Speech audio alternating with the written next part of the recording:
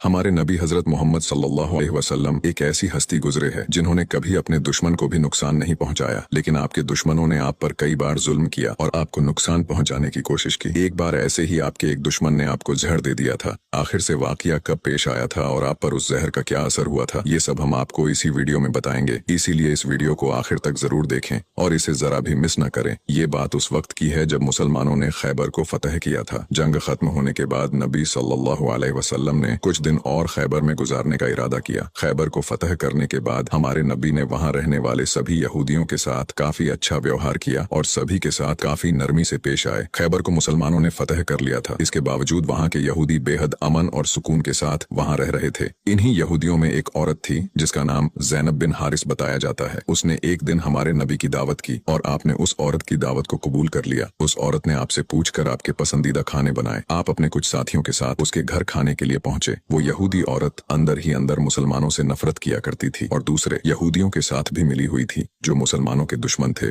उस औरत ने खाने में पेश होने वाले बकरी के गोश्त में जहर मिला दिया था। जब जहर से भरे उस गोश्त को आपके सामने पेश किया गया और आपने खाने के लिए एक निवाला उठाया और अपने मुंह में रखा तो आप समझ गए कि इसमें जहर मिला हुआ है। आपने तुरंत अपने साथियों को खाना खाने से रोक दिया और कहा कि इसमें जहर मिला हुआ है, लेकिन अफसोस के आपके कुछ साथी उस वक्त तक कुछ गोश्त खा चुके थे जिसकी वजह से उनकी शहादत हो गई। कहा जाता है कि जहर के बारे में हमारे नबी को उस जहर की बोटी ने ही खबरदार किया था। इस वाक़ये के बाद उस औरत के साथ साथ उसके सभी साथियों से पूछताछ की गई तो उन्होंने न सिर्फ अपना गुनाह कबूल किया बल्कि ये भी कहा कि हमने आपके साथ ये इसलिए किया क्योंकि हम ये देखना चाहते थे कि आप अल्लाह के सच्चे नबी हैं या नहीं। अगर आप अल्लाह के सच्चे नबी हैं तो इस जहर का आप पर असर नहीं होगा और अगर आप अल्लाह के नबी नहीं हैं तो हमें आपसे छुटकारा मिलेगा। ये बात तो सब जानते हैं कि हमारे नबी ने कभी किसी से बदला नहीं लिया, जबकि आप पर कई बार बहुत जुल्म किया गया जिसके बारे में कोई सोच भी नहीं सकता। लेकिन जब उस जहर की वजह से आपके सहाबा की शहादत हुई थी तो कानून के मुताबिक उस औरत को भी कत्ल कर दिया गया। लेकिन कुछ रिवायतों में आता है कि उस औरत ने खुदकुशी कर ली थी। वही कुछ रिवायतों में कहा जाता है कि उस औरत को माफ कर दिया गया था। इस बारे में कई मुफस्सरीन अपनी अलग अलग राय रखते हैं। एक हदीस में हजरत आयशा फरमाती है कि जब नबी सल्लल्लाहु अलैहि वसल्लम की जिंदगी के आखिरी दिन चल रहे थे और आप बीमार रहा करते थे, उस समय आप कहा करते थे कि खैबर में जो मैंने जहर से मिले हुए गोश्त का टुकड़ा खाया था उसका दर्द मैं आज भी महसूस कर सकता हूँ। ये बात कई किताबों से साबित है कि उस जहर का असर हमारे नबी के आखिरी दिनों में देखा गया था और इसी जहर के असर ने आपकी वफात में एक अहम किरदार अदा दिया था।